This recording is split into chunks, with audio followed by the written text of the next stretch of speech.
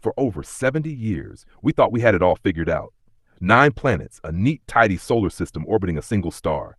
Every kid memorized them in order: Mercury, Venus, Earth, Mars, Jupiter, Saturn, Uranus, Neptune, and good old Pluto at the edge of it all. But billions of kilometers beyond Pluto, in the frozen darkness where sunlight barely reaches, something was lurking. A ghost. A tiny point of light drifting across forgotten photographs, unnoticed for years. And when astronomers finally spotted it, everything changed. This discovery didn't just add a 10th planet to our solar system. It triggered a scientific war. Astronomers turned on each other in bitter debates.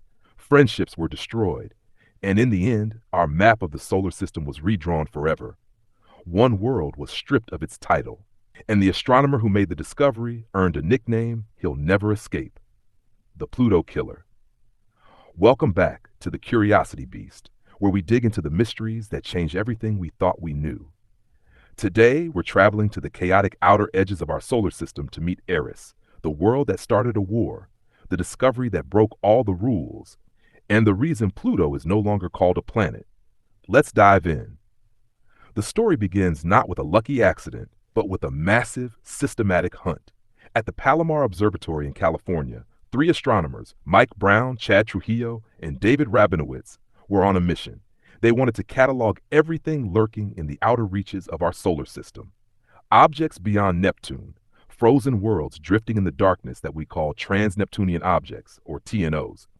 They were using a 1.2-meter telescope to capture wide shots of the sky, then running the images through automated software that flagged anything moving at a certain speed. And they were finding stuff. New worlds like Quaoar, Orcus, and Sedna were slowly populating this dark, distant realm. But Mike Brown wanted something bigger. In his own words, there had to be a 10th planet. The idea that Pluto was just some weird oddball at the edge of the solar system seemed absurd to him. So Brown decided to go back through old data, stuff the software had passed over, months of manually checking images one by one. And then on January 5th, 2005, he clicked through a sequence of 3 images taken back in October 2003. And there it was, a single faint dot of light moving slowly against the background of stars. Brown knew instantly this was big. The object was bright, meaning it was either huge or incredibly reflective. And it was moving slower than anything they'd ever found, which meant it was insanely far away. His first thought: I found a planet. The team started tracking it, giving it the temporary designation 2003 UB3113. They wanted to keep it quiet until they had more data. But the competitive world of astronomy doesn't play fair. On July 27, 2005, a different team announced the discovery of another large TNO called Haumea after allegedly accessing Brown's public observation logs. To avoid being scooped again, Brown's team was forced to go public immediately. On July 29th, they dropped the bombshell. Not one, but 2 major discoveries: Haumea and this new object that would eventually become known as Eris. The secret was out, and the solar system would never be the same. In Greek mythology, Eris is the goddess of strife and discord, a malevolent deity who, when snubbed from a wedding, tossed a golden apple inscribed with the words "for the fairest" among the goddesses. That one act of pettiness triggered a quarrel that led directly to the Trojan War.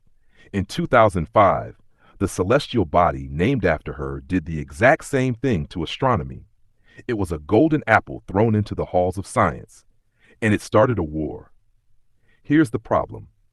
Initial estimates suggested Eris was larger than Pluto, and when they calculated its mass based on the orbit of its moon, they found it was 27% more massive than Pluto. So if Pluto was a planet, then Eris, being bigger and heavier, had to be a planet too, right?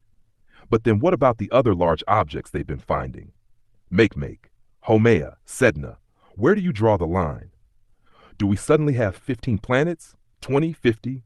The discovery created an unavoidable crisis. As Mike Brown put it, we were either going to have to add new planets or subtract one. The International Astronomical Union, the global body responsible for naming things in space, was forced to act. In August 2006, at their 26th General Assembly in Prague, they held a formal debate and vote on one simple question: what is a planet? Drop a comment right now. Before I tell you what happened, what do you think defines a planet? Should Pluto still be considered one? Let me know. The debate was intense, and it split astronomers into two camps. On one side were those who wanted a geophysical definition. They argued that if an object is massive enough for its own gravity to pull it into a round shape, a state called hydrostatic equilibrium, it should be called a planet. Simple.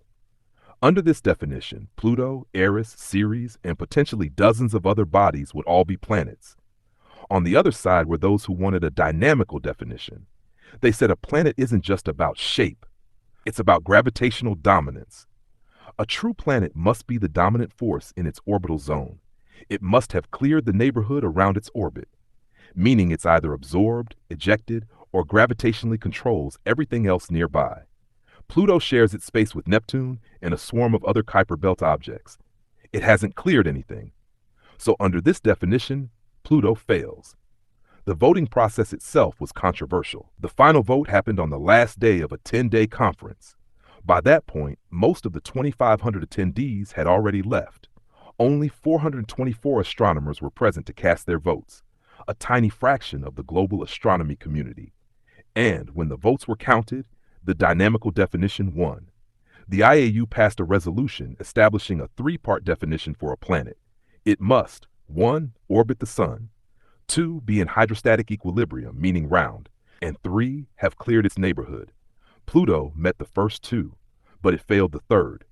A new category was created, dwarf planets, for objects that meet the first two criteria, but not the third. And here's the kicker. A follow-up resolution that would have made dwarf planets a subcategory of planets was defeated. Instead, the IAU declared that planets and dwarf planets are two distinct classes. In an instant, the solar system was reduced to 8 planets. Critics immediately tore the definition apart. The phrase cleared the neighborhood was vague. And the first criterion, orbits the sun, only applied to our solar system, completely ignoring the thousands of exoplanets we've discovered. It wasn't elegant. It wasn't universal. It was a reactive, controversial fix. But it was done. And with the debate settled, at least officially, Mike Brown's team got to name their world. They chose Eris, the perfect name for the object that threw astronomy into chaos. If you're still watching, hit that subscribe button. The Curiosity Beast is all about the discoveries that challenge everything. And trust me, this story gets even stranger. Now let's talk about Eris itself, because this world is bizarre. Eris doesn't live in the relatively stable Kuiper Belt where Pluto hangs out. It belongs to a far more chaotic region called the scattered disk. This is a vast, sparsely populated halo of icy objects with extreme, wildly elliptical orbits. These are the solar system's outcasts, bodies that probably formed closer to the sun but were gravitationally kicked out into the darkness by Neptune billions of years ago. Eris's orbit is insane. It takes 557 Earth years to complete one lap around the sun.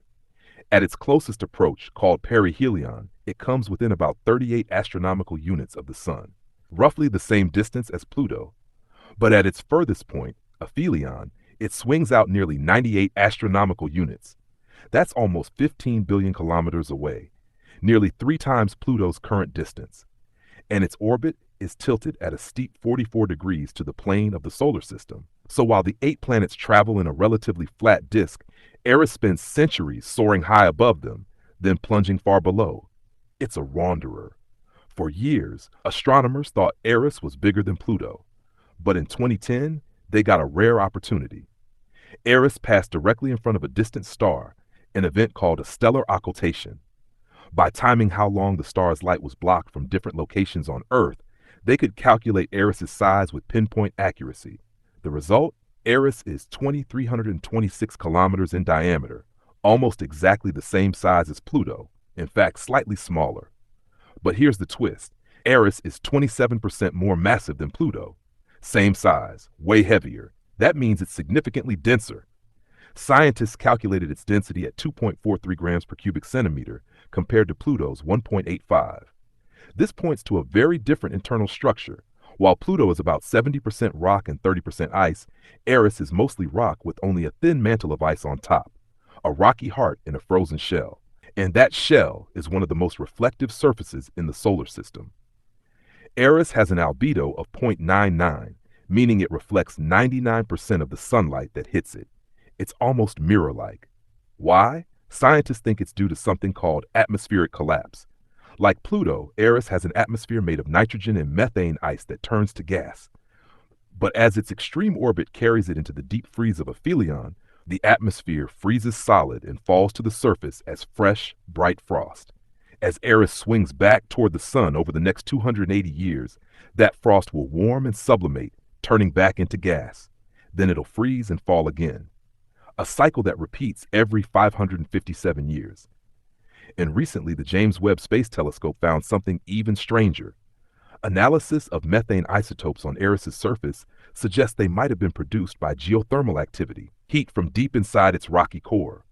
This frozen world, billions of kilometers from the sun, might have a warm heart. But the real game changer came in September 2005. Using the Keck telescope in Hawaii, Mike Brown and his team spotted something orbiting Eris, a moon. This changed everything.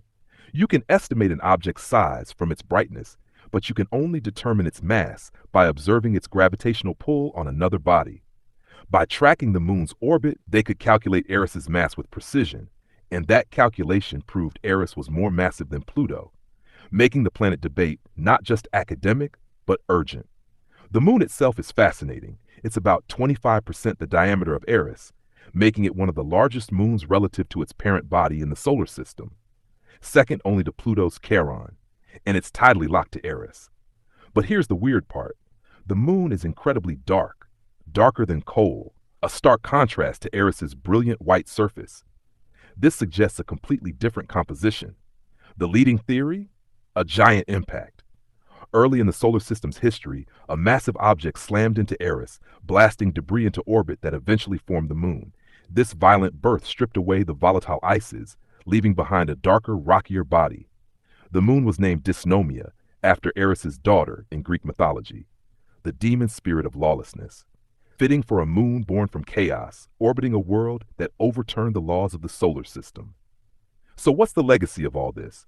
Mike Brown earned the nickname the Pluto Killer, but that misses the point. Finding Eris didn't kill Pluto. It revealed Pluto's true family. For decades, we had a flawed model, 8 normal planets and 1 weird outlier. By forcing the reclassification, Eris gave us a more accurate picture. 4 inner rocky planets, 4 outer gas and ice giants, and beyond them, a vast third realm, a swarm of thousands of icy dwarf planets. Eris and Pluto aren't outcasts, they're the kings of this third zone, the largest members of a whole new population of worlds. And Eris remains the ultimate mystery. It's the most massive known object in our solar system that hasn't been visited by a spacecraft. NASA's New Horizons gave us stunning images of Pluto, but Eris? Still just a distant point of light. A proposed flyby mission would take 25 years just to reach it, a journey that would span generations. For now, the goddess of discord keeps her secrets. So what do you think? Was demoting Pluto the right call? Or did astronomers make a mistake? Drop your thoughts in the comments. And if you made it this far, comment Eris was right, so I know you watched till the end. The Curiosity Beast is all about exploring the discoveries that change how we see the universe. If you love this kind of content, subscribe, hit the bell, and join our community of curious minds. Because out there in the darkness, beyond the planets we know, the universe is hiding secrets, and we're going to find them. Thanks for watching. Stay curious, and I'll see you in the next one.